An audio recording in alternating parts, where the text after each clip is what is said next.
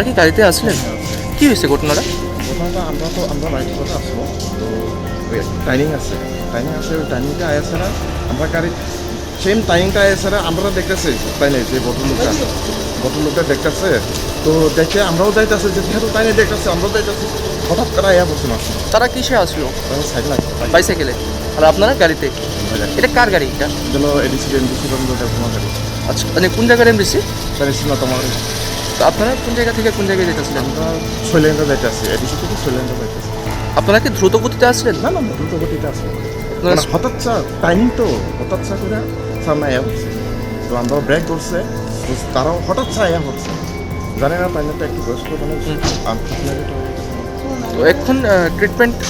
না ট্রিটমেন্টও সব কিছু দিতেছে আচ্ছা, তো এখন কি বাচ্চাটা কি রেফার করা হয়েছে? বাচ্চাটা রেফার করছে বাচ্চাটা কোনো কিছু নর্মাল জাস্ট একটু নর্মাল হচ্ছে পায়ে একটু শুনছে না, আমরা তো দেখলাম পায়ের মধ্যে ভালো পায়ে একটু হ্যাঁ শুনছে আঘাত পাইছে। হ্যাঁ আঘাত পেয়েছে আর এই মানে বাবাটা আচ্ছা,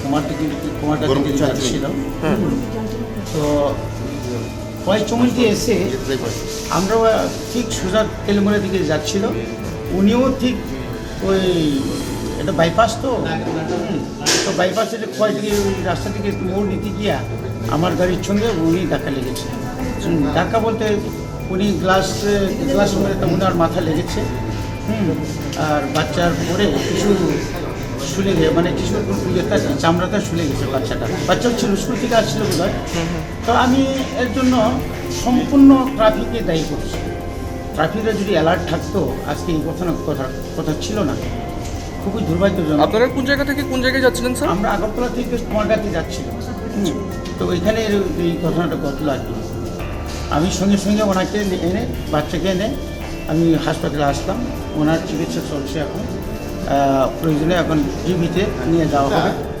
আমার শরীর থাকবে সঙ্গে হ্যাঁ তারপরে আমি আবার এসে ওনাকে আমার বিকালে দিয়ে যাবো সবাই। তো আপনারা কি স্যার দ্রুত গতিতে ছিলেন? আপনাদের স্পট কি দ্রুত গতিতে ছিল?